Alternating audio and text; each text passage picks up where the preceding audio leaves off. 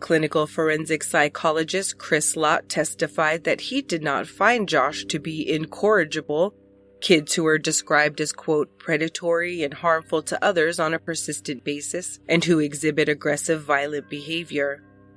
Lott testified that juveniles lack the emotional control of adults with a fully developed brain. He stated that Josh's reaction to Kristen moving on with another boy was likely tainted by a home life rife with abuse, adding, quote, testosterone only exacerbates the situation. Judge Prentice Harrell did not agree, asking Lott how many Miller resentencings he'd been an expert witness on, to which he'd replied 3 or 4 with more in process. Had any kid been found incorrigible yet, the judge wanted to know, to which the expert witness replied, no.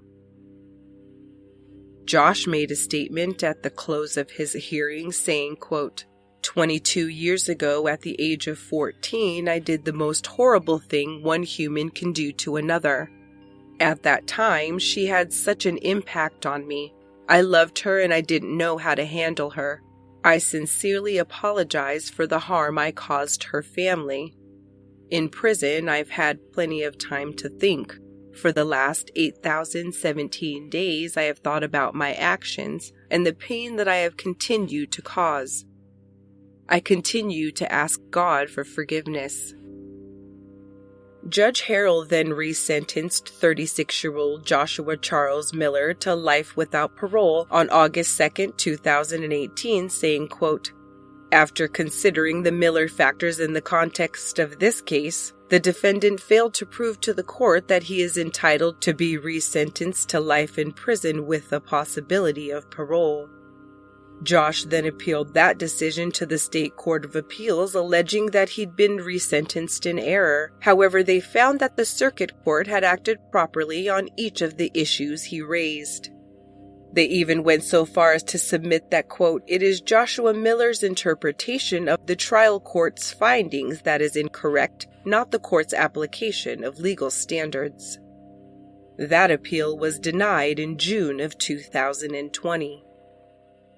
Unit 29 at Parchman has remained notorious in the years since Josh was sent there in 1997, and only this year did it begin a shutdown which transferred out most inmates.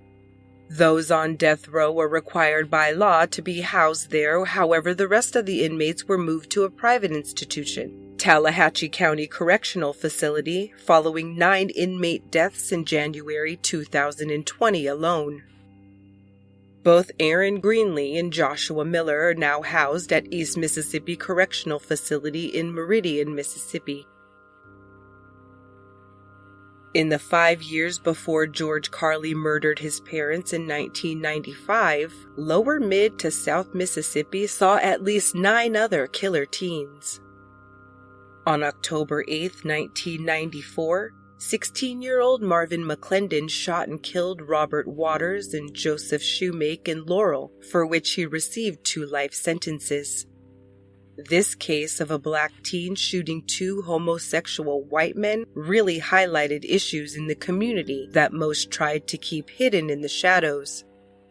10 months before that, and an hour away in Mount Zion, 15-year-old Michael Larry Knight killed his mother Ardella and his 16-year-old brother Larry on Christmas Day, 1993. He received a sentence of 10 years for the murders, which he claimed took place after his mother came into his room and slapped him for no reason. The previous summer, just after the 4th of July, 1992, in Bayou View, 17-year-old Shannon Garrison, her sister, 15-year-old Melissa Garrison, and her 15-year-old boyfriend, Alan Goul, all participated in the beating and strangulation death of the girl's mother, Betty. Shannon and Alan pleaded guilty and received life in prison, while Melissa, who had unlocked the window so that he could get in, was tried 4 times before she was convicted of murder, but it was tossed out. Instead of being tried again, she pleaded guilty to manslaughter, paroled after a year. Melissa has since died from an illness, while her sister and one-time boyfriend remain behind bars. Alan Goul has had his sentence reaffirmed as late as in 2017. And less than 2 years before that, Nicholson, Mississippi 17-year-old John Morrill Frierson shot and killed his grandparents Ray and Molly, his Aunt Pam, and his 13-year-old brother Josh, for which he received 4 consecutive life sentences. He said he'd been doing drugs and was angry because he wasn't allowed to go raccoon hunting.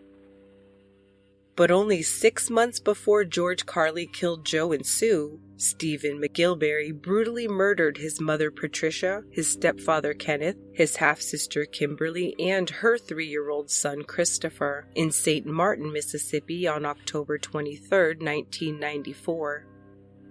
He was originally sentenced to death, but it was commuted to life without parole, and his last chance at changing it was denied in 2020. The 16-year-old was angry because he wasn't allowed to use the car, and even got his 14-year-old friend Christopher Johnson to help him with the baseball bat killings. Chris has since been paroled. Pat's sister, Stephen's Aunt Sherry, had this to tell the Biloxi Sun-Herald's John Fitzhugh regarding her nephew. Because I knew he was a psychopath. And I told him, I said, that kid's going to be in prison the time he's 16. And it happened, but I didn't think he would do what he did. I don't understand, but he's just cold-hearted and there's no conscience. And I can't, in my sister's memory, let him keep getting away with it. I just can't. I can't let nobody else die. He'll do it, I guarantee you.